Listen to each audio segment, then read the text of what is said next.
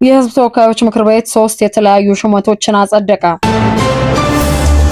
የትግራይ ኃይል ታጣቂዎች የክልሉ አስተዳደር ህንፃ ላይ ከበባ መፈጸማቸው ተነግሯል። በዚህም በመቀለ ነዋሪዎች ዘንድ ከፍተኛ ስጋት ተፈጥሯል።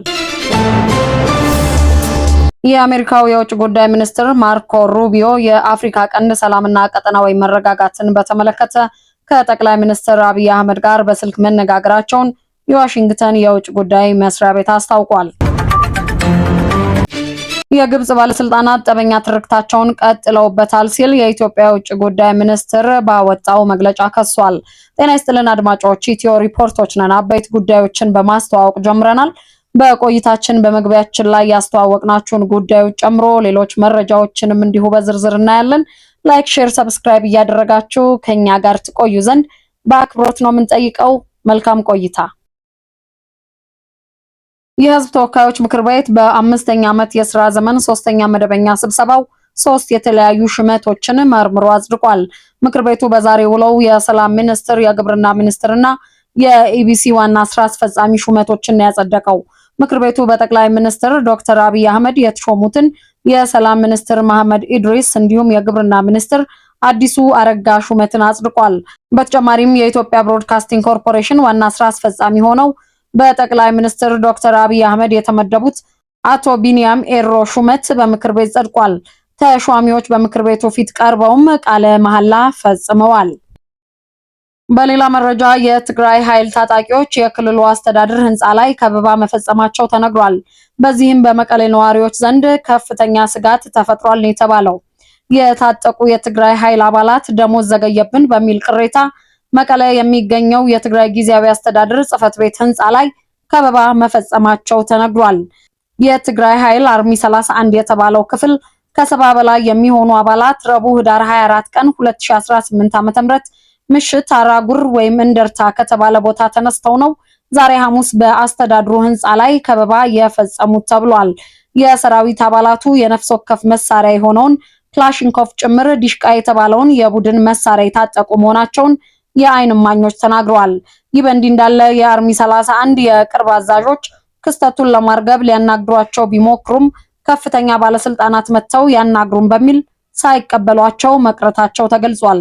የታጣቂዎቹ እንቅስቃሴ ከትላንት ጀምሮ የታየ መሆኑን ነዋሪዎች ያመላከቱ ሲሆን በዚህም ሳቢያ በመቀለ ነዋሪዎች ዘንድ ከፍተኛ ስጋት ተፈጥሯል ነው ያሉት።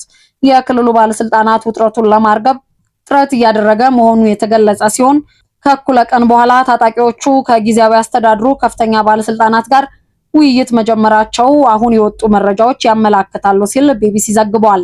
ነገር ግን በውይይቱ ውስጥ የክልሉ ጊዜያዊ አስተዳደር ፕሬዝዳንት ሌተናል ጀነራል ታደሰ ወረደ ስለመኖራቸው የታወቀ ነገር የለም። የአሜሪካው የውጭ ጉዳይ ሚኒስትር ማርኮ ሩቢዮ የአፍሪካ ቀንድ ሰላምና ቀጠናዊ መረጋጋትን በተመለከተ ከጠቅላይ ሚኒስትር አብይ አህመድ ጋር በስልክ መነጋገራቸውን የዋሽንግተን የውጭ ጉዳይ መስሪያ ቤት አስታውቋል። የአሜሪካ የውጭ ጉዳይ መስሪያ ቤት ባወጣው አጭር መግለጫም የውጭ ጉዳይ ሚኒስትሩና የጠቅላይ ሚኒስትሩ ውይይት የተደረገው ረቡዕ ህዳር 24 2018 ዓ.ም መሆኑን አመላክቷል። ይህ የአሜሪካና የኢትዮጵያ ከፍተኛ ባለስልጣናት ውይይት በ4 ወራት ጊዜ ውስጥ ለሁለተኛ ጊዜ የተካሄደም ነው። በውይይቱ ላይ ሁለቱ ባለስልጣናት ዩናይትድ ስቴትስ እና ኢትዮጵያ ለቀጠናዊ መረጋጋት ያላቸውን ቁርጠኝነትና ለአፍሪካ ቀንድ ሰላም መሰረት በመጣል ዙሪያ መነጋገራቸውን የውጭ ጉዳይ መስሪያ ቤት መግለጫ አሳውቋል። የኢትዮጵያን ውስጣዊ ጉዳዮች በተመለከተ ንግግር ስለማድረጋቸው በመግለጫው ላይ አልተጠቀሰም።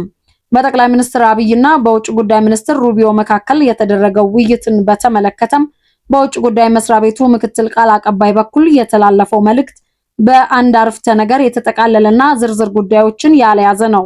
ከውጭ ጉዳይ ሚኒስትሩ ጋር የተደረገውን ንግግር አስመልክቶም ከጠቅላይ ሚኒስትር አብይ አህመድ ጽሕፈት ቤት በኩል እስካሁን በይፋ የተገለጸ ነገር የለም። የውጭ ጉዳይ ሚኒስትር ሩቢዮና ጠቅላይ ሚኒስትር አብይ ቀጠናዊ የሰላም ጉዳዮችን በተመለከተ ውይይት ሲያደርጉ ይህ የመጀመሪያው አይደለም።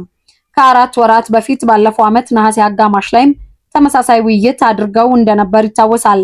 በወቅቱ በሁለቱ ሀገራትና በቀጠናዊ ጉዳዮች ተነስተው የኢትዮጵያና የአፍሪካ ቀንድ መረጋጋት እንዲሁም የምጣኔ ሀብት እድገት ላይ መነጋገራቸው መገለጹ ይታወሳል።